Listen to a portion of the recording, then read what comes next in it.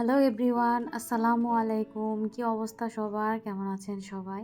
আশা করি যে যেখান থেকে আমার ভিডিওটি দেখছেন অথবা শুনছেন সবাই মহান আল্লাহর রহমতে ভালো আছেন, সুস্থ আছেন, নিরাপদে আছেন।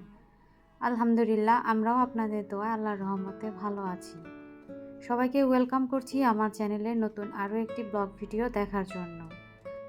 ভিডিও শুরুতে আপনাদের সবার কাছে একটা অনুরোধ রইল, ভিডিওটি ভালো লেগে থাকলে প্লিজ একটা লাইক দিয়ে ফুল ভিডিওটি কন্টিনিউ করবেন। আর প্লিজ ভিডিওটিকেও টেনে টেনে অথবা স্কিপ করে দেখবেন না। আর অবশ্যই একটি ছোট্ট লাইক দিয়ে আমার পাশেই থাকবেন। তো রমজান মাসেও কিন্তু রুটি বানাচ্ছি। আর এই রুটিগুলো হচ্ছে আমার ছোট মেয়ের জন্য, কারণ যেহেতু আমরা বাসায় সবাই রোজা থাকি, যার কারণে ও খুব একটা বেশি খেতে চায় না, শুধু বলে যে আমিও রোজা থাকবো, তোমরা কেন খাচ্ছ না, তাহলে আমিও খাবো না।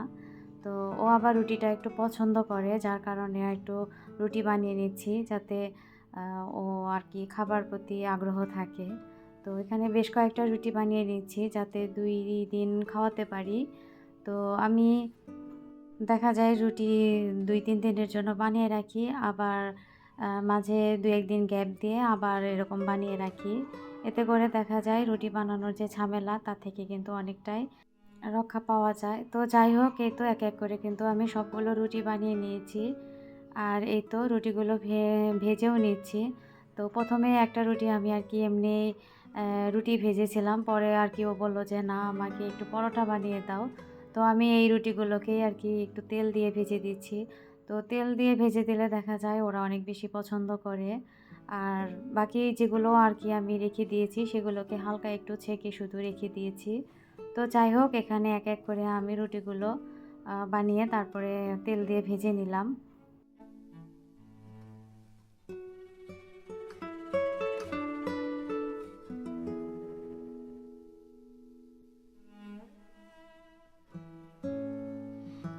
তো অফ ক্যামেরায় রান্নাঘরের আরও অন্যান্য কাজও কিন্তু করে নিয়েছি। কিছু থালাবাটি ছিল সেগুলোকেও পরিষ্কার করে নিয়েছি। আর সকালবেলায় আমার কাজের আপা এসেছিল, তো উনি কাজ করে দিয়ে চলে গেছে। তারপরে আমি তো ঘর গোছানোর কাজে নেমে গিয়েছি। তো রমজান মাসে কিন্তু ঘুম থেকে উঠতে সকালে একটু দেখা যায় দেরি হয়ে যায়, যেহেতু সেহরিতে আবার ভোরবেলায় উঠতে হয়। তো যাই হোক, এখানে কিছু কাপড় ছিল, তো এই কাপড়গুলো আর কি ধোয়া কাপড়, এগুলো বিছানায় এখন নিয়ে এসেছি ভাঁজ করার জন্য। আর দেখা যায় কি এখন কিন্তু কাজের এত তাড়াহুড়া নেই, কাজ তো থাকবেই, প্রতিদিনই কাজ থাকে, শুধু তাড়াহুড়াটা নেই। কারণ হচ্ছে যেহেতু আমার 2 বাচ্চারই স্কুল বন্ধ, যার কারণে দেখা যায় আমি এখন একটু রিল্যাক্স হয়ে শান্তিভাবে একটু কাজগুলো করে নিতে পারি।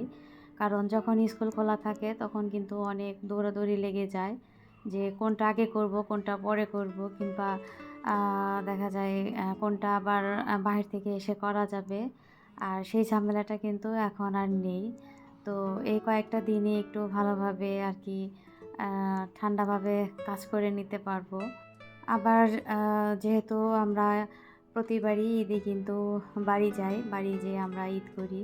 তো দেখা যায় যে সংসারের অনেক কাজই আমি অনেকটাই করে রাখার চেষ্টা করি, যাতে বাড়ি থেকে এসে আমার মানে সংসারের এতটা যেন চাপ না থাকে।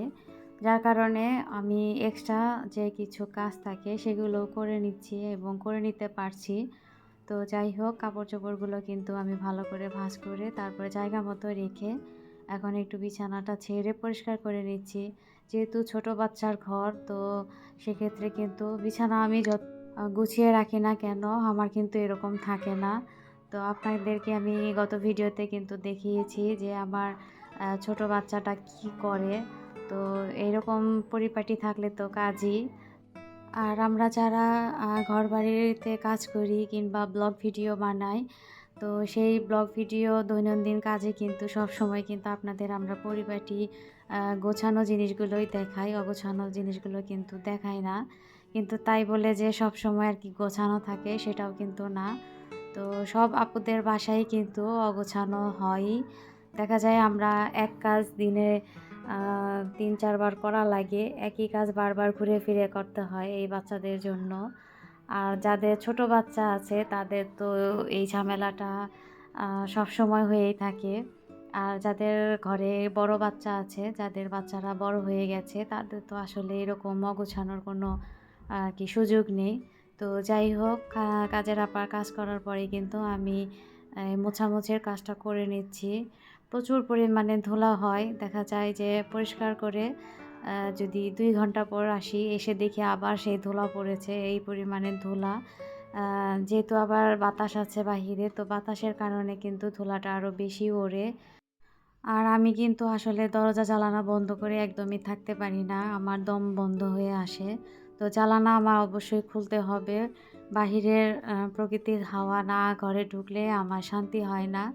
যার কারণে আমার বাসাটা একটু বেশি ধুলাবালি পড়ে। তো যাই হোক, কিছুই করার নেই। ধুলাবালি আসবে আর আমাদের কাজ আমাদের করতেই হবে। তো আমি ফার্নিচারগুলো ব্রাশ দিয়ে একটু উপরের ধুলাগুলো ঝেড়ে নিচ্ছি। তারপর কাপড় দিয়ে আর কি মুছে নেব।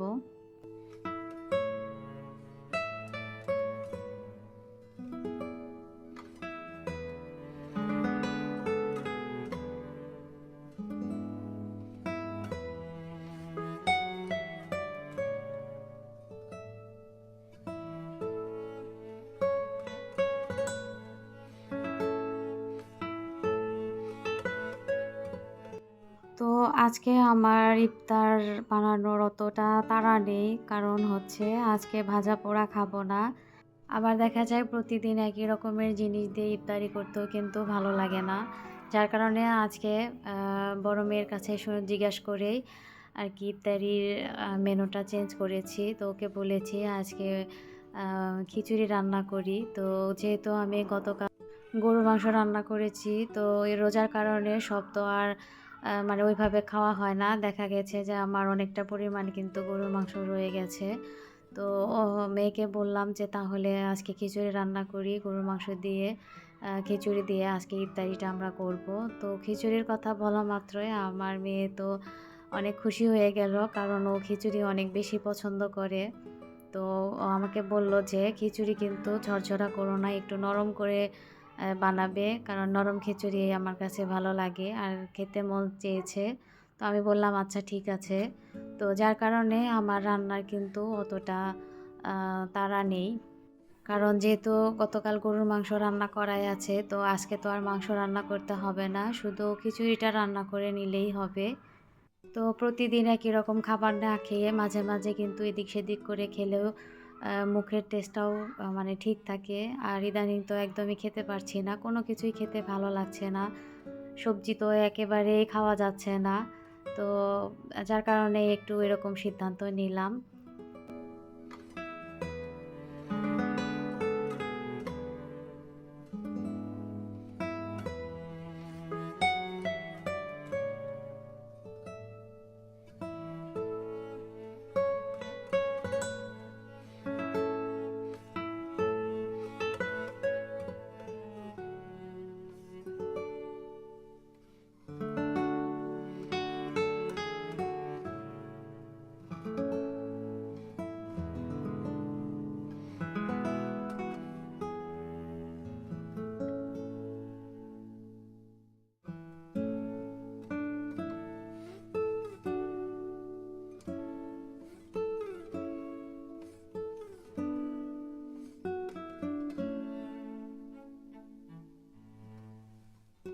তো সব ফার্নিচার ভালো করে মুছে একদম পরিষ্কার করে তারপরে এই যে শতরঞ্জিটাও বিছিয়ে নিলাম।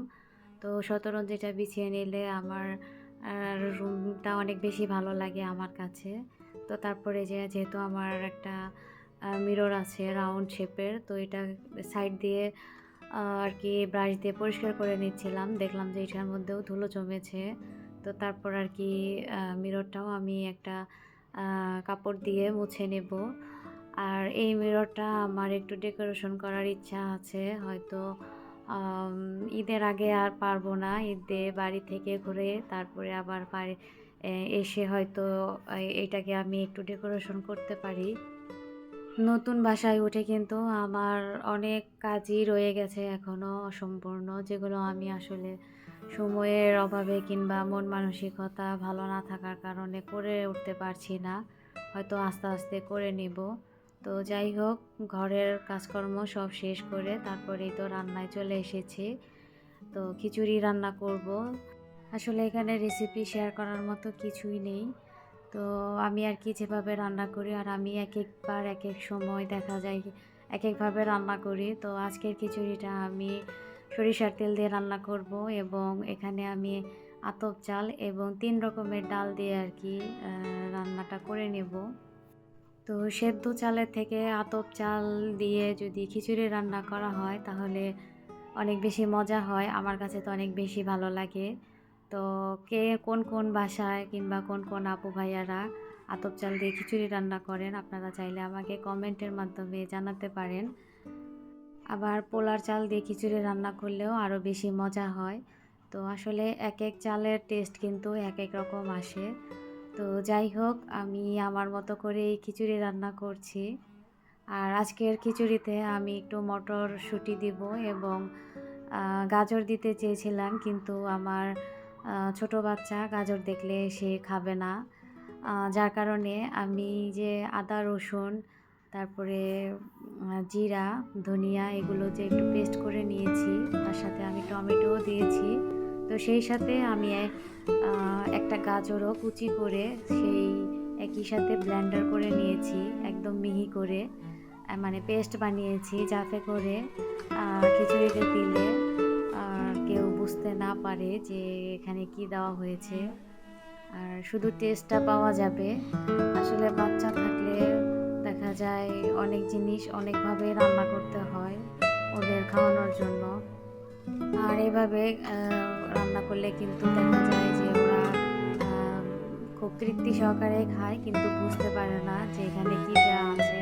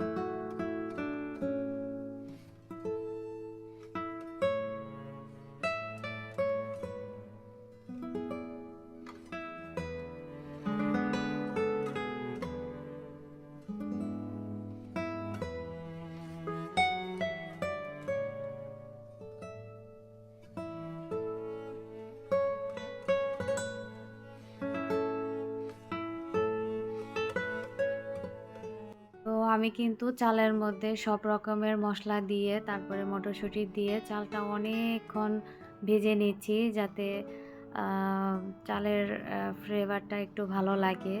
আর পাশের চুলায় আমি গরম পানি বসিয়েছি।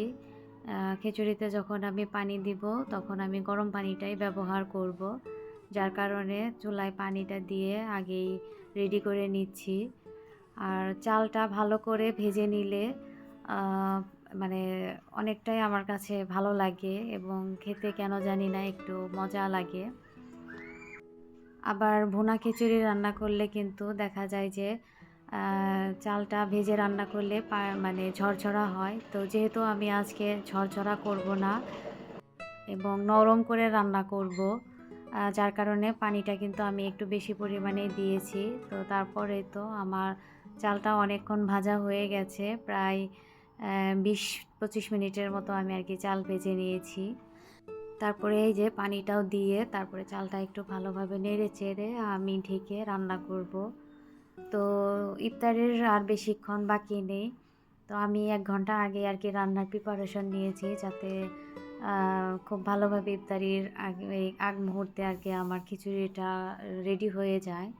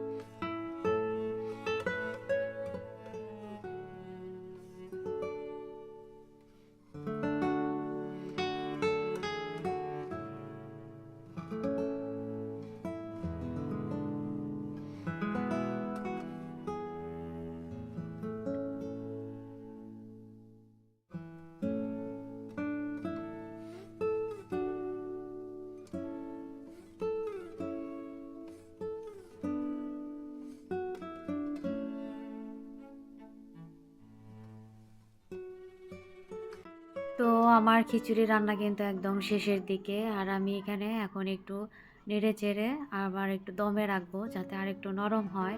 আর এই যে দেখেন, গতকালের যে গরুর মাংসটা ছিল সেটাকেও বের করে জাল দিয়ে নিয়েছি। তো আসলে সে রোজার কারণে কিন্তু অনেক কিছুই খাওয়া হয় না, ওইভাবেই থেকে যায়। আর এই যে এখন একদম চলে এসেছি ইফতারিতে। তো ইফতারির আগে আমি এই যে খিচুড়ি আর মাংসটা বেড়ে নিয়েছি। তো আলহামদুলিল্লাহ খিচুড়ির টেস্ট এবং মাংসের টেস্ট অনেক বেশি ভালো হয়েছিল, মজা হয়েছিল।